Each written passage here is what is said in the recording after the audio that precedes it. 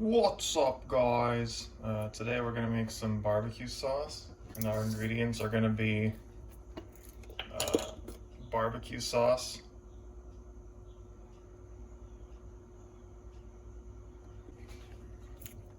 ketchup,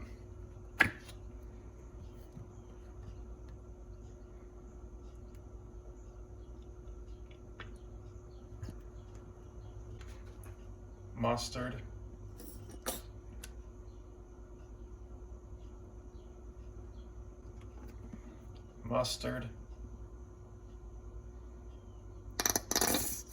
You can substitute either mustard if you want to use one or the other, or both. Worcestershire sauce,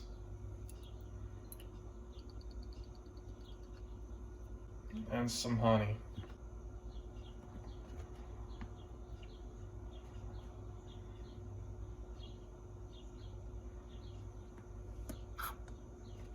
And if you want a little spiciness, add some sriracha.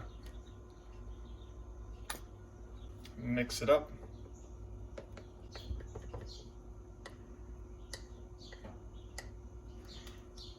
And you've got a tangy barbecue dipping sauce.